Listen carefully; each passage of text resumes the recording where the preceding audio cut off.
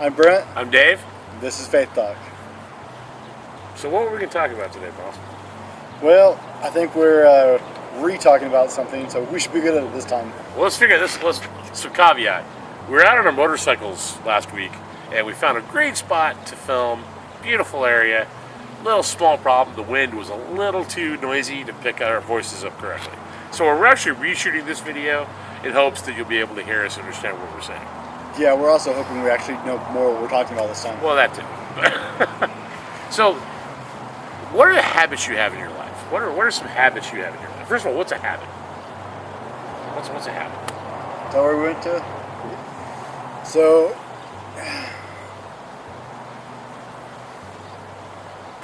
a habit is defined, right? I think you actually looked that up last time. I did, actually. I'm going to do it again. A habit is something you do on a regular basis without even thinking about it anymore. Yep, that's it. That's the easiest. That's about it. That's the easiest variation of it. So some habits for me is I get up, eat breakfast, shower, brush my teeth. What about you? Yeah, no, I do about the same. But I'm more interested in other habits. So first, let's get rid of some negative thoughts about habits, right? Because there can be good habits and there can be bad habits, right? And most of us have some of both. They kind of make us up.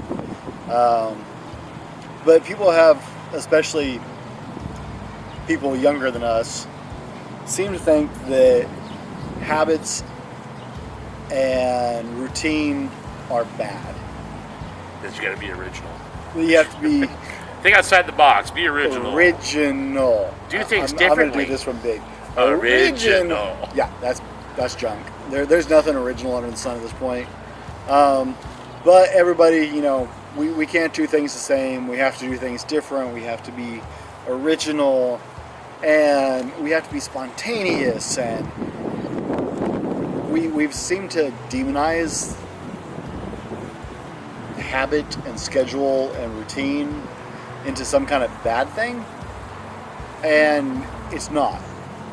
There's good habits, there's bad habits. You set yourself up with both. The only thing bad about habits is the bad habits you set yourself up with. Well, you take a look at good habits, to your point. A good habit is you get up in the morning, you take a shower, you get dressed, you eat breakfast, you leave for school at the same time, you get to school on time. Those are habits you go through on a daily basis and don't even really think about it. Unless you're like, oh gosh, I'm late. Now, a lot of those habits are dictated, in fact, by schedule. Oh yeah. Truck. So, our schedules dictate a lot of our habits. Dave was talking about getting up, eating, going to school. For us, getting up, eating, going to work. For you, maybe it's a mixture of both. I know some people who work before they go to school. I know people who go to school and then they go to work. I know some people who don't do any of the above. But our schedules dictate a lot of our habits. And I want to go past those even a little bit. I want to go to your voluntary habits. I want to talk about the habits you set for yourself, not necessarily the ones that are dictated by your schedule. Now, there are some that are dictated by your schedule that are voluntary. Like the Navy SEALs, the first thing they're trained to do is to get up and make their bed. Now, I know that seems kind of like a letdown when you think about the Navy SEALs. But the psychology behind it is you start your day by accomplishing one task successfully every day, and it sets a pattern for the rest of the day. While it seems like a small thing, having the habit of getting up and making your bed as one of the things you do on your punch list every day is something that is obtainable and accomplishable every day. It's something that is easy, but it is part of your checklist, and it starts you successfully marking off things you need to accomplish for the day. The concept is to build healthy habits that you can accomplish. Little things, little goals, little habits that you can accomplish successfully, and it builds on itself throughout the day. Now that is something you can do. I'm curious, comment down below, how many of you actually get up and make your bed first thing in the morning when you get up out of bed? I don't. I'm guilty. I don't. I get out of bed, my wife's still in bed. That's my excuse. It's not a good excuse, but Not really. Not a good excuse. my wife is still in our bed when I get up for work, so that's my excuse. But that's what it is an excuse. I'm too lazy to do it. But choosing to do that, you have to get up and go to school. So saith your parents, so saith the law, so saith your boss if you have to get up and go to work.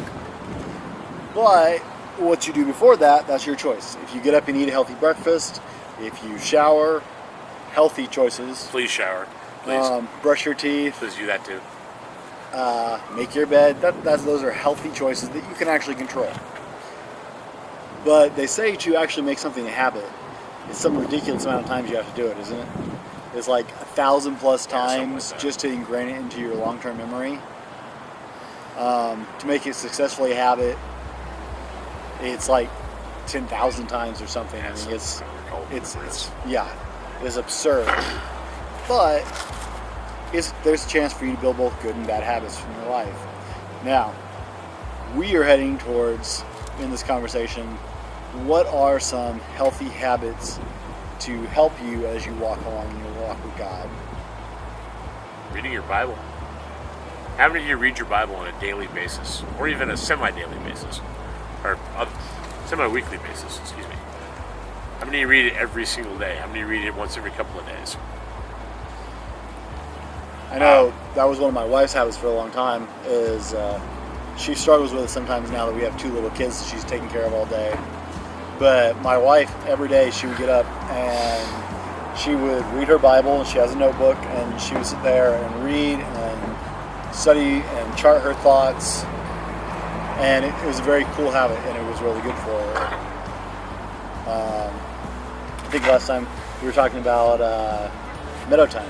Oh, so we directed a camp a few years ago, and it was interesting because one of the things that Brendan put on the schedule was this quiet time for God every single morning. And I had never seen that before. I looked at him and like, well, what is this? I don't understand. And it was a time where these students walked out apart from each other, maybe a notebook, a Bible with them, etc. And they were to go off and pray for 30 minutes. Yeah, it was like 30, 40 minutes. And it was the coolest thing ever. Why don't you tell us about that? It was time. The idea was to start every morning while we were at camp, because camp is a good way to start some habits. It's just getting in the transition back into your life when you go back home. But the idea was for the 6 days that we had these young people at camp to help them start to build and experiment with a new habit of taking 30 or 40 minutes of their day and just having quiet time with God. And that was, you could sit and read your Bible, you could sit and sing to yourself, you could sit and pray, you were not allowed to fall asleep. Look back through some of the notes and other lessons we had already gone through for the week. Whatever you wanted to do, but it was time for you and God to have time just together. We find out, if you go back in the Old Testament, right, and you're looking after Elijah has success against the prophets of Baal. Is Elijah or Elisha? I always mix the two up. I'll put the correction somewhere in the video. But he just came off this high spiritual victory, and all of a sudden the queen was very angry about it and wanted to kill him. And so he runs away. And he goes and he's hiding in a cave on a mountain. And he's told, hey, Elijah, come out. God is coming near. Cover your face. And the Bible tells us, there was a great fire and an earthquake and a windstorm that was ripping the mountain apart. And then there was a quiet, gentle breeze. Elijah covered his head, kind of like today. Kind of like going on now, yeah. And stepped out to face God because the Lord was coming near. God's not standing there shouting at you guys. God's not throwing a brick off on your head going, hey, dummy! Every now and then he does those, but not very often. Usually you have to be quiet enough to listen to him. And sometimes, and that's where the idea of Minnow Time originated, was putting a pause on everything else and being quiet enough to listen to God. Now, that was something we hoped would transition, and some of the young people would take with them. I don't know if any of them did. Some of them did. I know actually some of our adults did. Yep. Some of our staff members took that with them, so that was very cool. But I mean, that's one habit you can build. You can read, you can spend quiet time, you can pray, but there are other habits you can build. There are other habits like going to church on a regular basis. Going to youth group. Going to youth group. Contrary to popular belief, these things are not for new Christians. They're not a recruiting gimmick for Christians. You don't bring friends to church in the hope to recruit them to believe in God. Those times are actually for Christians to draw near to each other and be encouraged.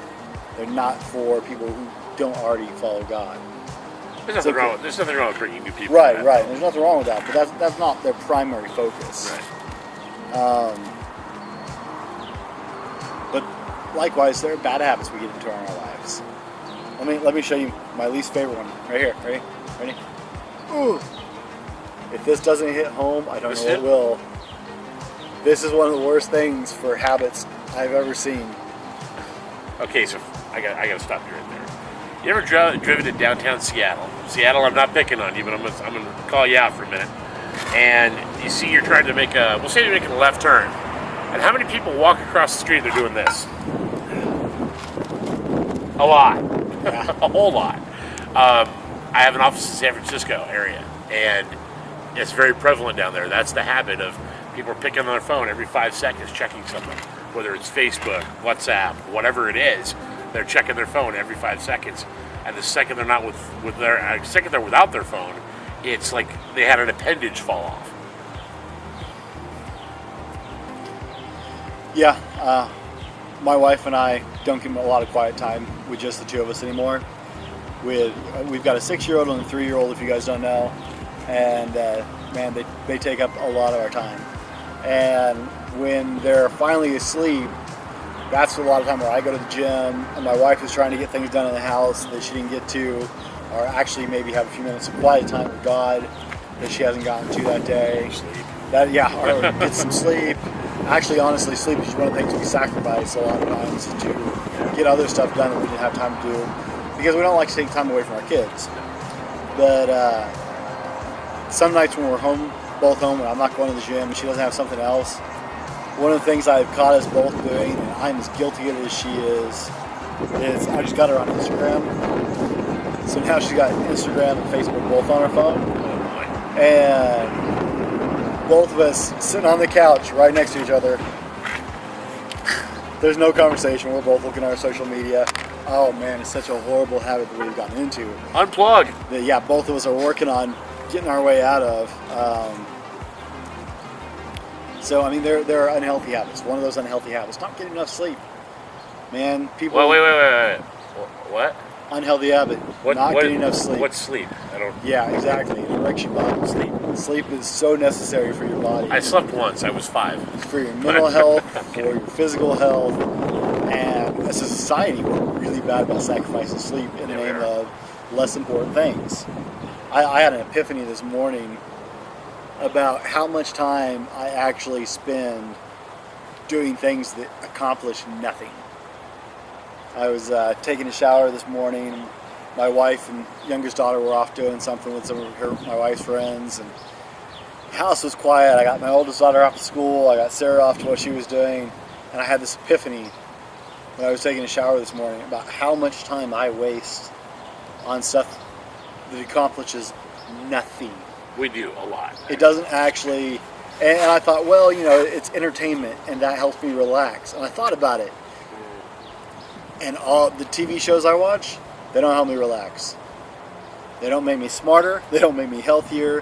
They don't make me a better dad. They don't make me a better person necessarily. And they do take away my sleep, interfere with me getting to the gym, interfere with me paying attention to my wife and kids sometimes. And I started counting how many shows I watched because I dumped some shows last season because I realized I was watching too much TV and I need to thin that out some. And I realized I picked up as many shows, if not more, that I dumped from last season for this season. And that was your bad habit you got to do. Yeah. That was a very bad habit you got to do. And, I thought I was getting rid of some and I ended up picking up just as many shows, maybe more. And I thought, wow, how much time I'm wasting on that. Now, I'm not backing on TV, guys, saying that all TV is bad. I'm saying I developed a bad habit of watching more TV than not than I used to, and it's taking away from me actually accomplishing some things that I want to do. Goals for myself. Yeah. And our bad habits can do that. Bad habits can take away your ability to reach some of your goals, to reach some of the people you want to have the relationships you want to. Yep.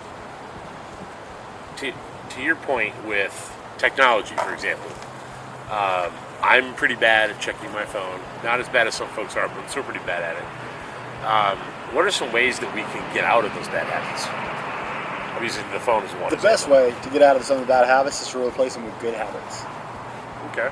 Right? Let's dive a little deeper into because there's a balance. You only have a finite amount of time, right? There's 24 hours a day. Yeah.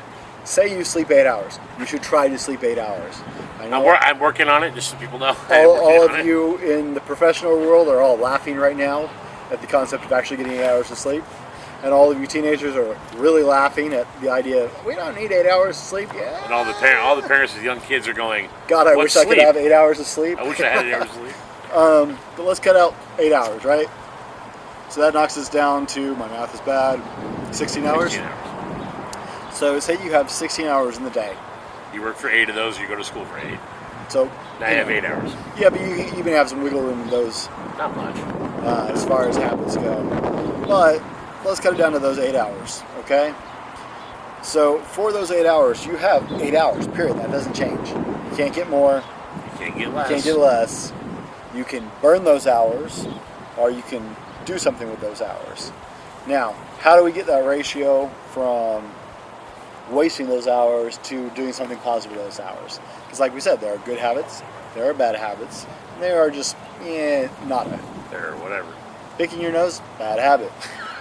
Why every child in the world seems to find that first? We're not sure. No idea! But it's something that almost every child in the world finds, and some of them hold on to forever. Men are specifically really bad about holding on to that habit. Yeah, well. But how do you get rid of the bad habits?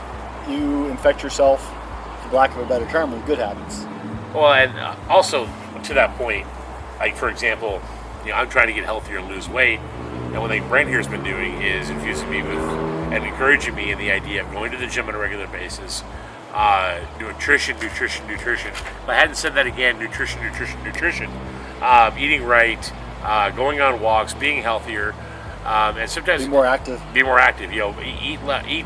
Eat less, be active more, and sometimes it takes that external influence. That's why going to church, going to youth group, going to Christian gatherings are so important, because you have those people around you, that circle of influence, that circle of support, that when you're having a hard time getting out of that bad habit, you've got somebody that says, hey brother, hey sister, wake up, let's go get you some good habits. Let's take it closer to home, right? Because we've attacked technology. I'm not trying to do that. All of you guys who know us... we work in technology, so there's a hard thing. Well, that's what I'm saying. All of you guys who know us, we're computer nerds. This is what we do for a living. We work in technology. But let's go back to social media, right? Social media is what you put into it. Oh, yeah. So when you're posting on social media, bad habits, oversharing. Yeah. Sharing too much data that's sharing personal. Inappropriately. Yeah, there's that. And there is a difference between oversharing and sharing inappropriately.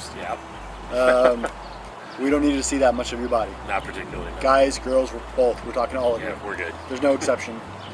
If it's not something you can show your parents, don't post on a social media. But what about using your social media account more positively? What if you use your social media account I had to bring that up in a more positive direction? Say, to encourage other people, to support other people, Okay. to share blessings with other people.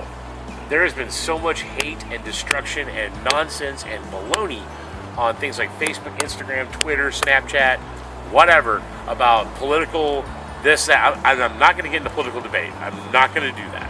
What I'm going to say is I get tired of the nonsense from this left or this right or this middle of the road or this, that, and the other thing. Conservative versus liberal, right versus left. Have your opinions. It's what the United States was about. You can have your opinion. I can have mine. We don't have to agree with each other on that. You don't have to share them with everybody. Nobody else has to know your opinion, whatever. But we can encourage one another still. to live lives full of godliness and helping other people. That's one of the things we're trying to do. If you guys watch any of these videos, hopefully you follow us on Instagram and Facebook and Twitter, is we're trying to put more positive stuff out. We're trying to put encouraging things out. There is a lack of positivity on the internet. Some of it is, Bible-based, where we're sharing scriptures or devotional type thoughts. But some of it is just, good living based. But it's all God-based. It's all God-based because that's where that comes from. Yep. But we're trying to share things that are positive and encourage people to live morally. And there's no wrong to that. So guys, gals, look at the habits in your life. Figure out what are some good habits you've got going on. Some good habits you've got that you want to have going on. Think of some of the bad habits you've got. Take some time to do an evaluation. What's it going to take to get you out of bad habits and get you into morally good habits that are good for you? Let's wrap this up with a little Bible here. Please. So, a week or two ago, 3 weeks ago, I don't know, one of our last Faith Talk series, we were talking about stories out of the book of Daniel. The reason that Daniel got entrapped by the whole law about praying to anybody other than Pharaoh was because the other advisors of the king who wanted to get rid of him, they knew his habits. They knew that every morning Daniel would be in his room praying in the direction of Jerusalem. Judas knew where to arrest Jesus in the garden in Gethsemane because Jesus made a habit of going to this place to pray. Guys, you can look through the Bible and find all kinds of positive habits, but they were habits that defined people. Yep. And your habits define you whether you want them to or not. So look at the habits you got. Hey, let's continue the conversation down below, guys. We read comments. So, put them down below. And like and share this video too. Yeah. Share with us what you're thinking. Maybe we'll do a follow-up to this one. Maybe we won't. Sure. Tell us what you want to see us talk about. Until then, I'm Brent. I'm Dave. This is Faith Talk.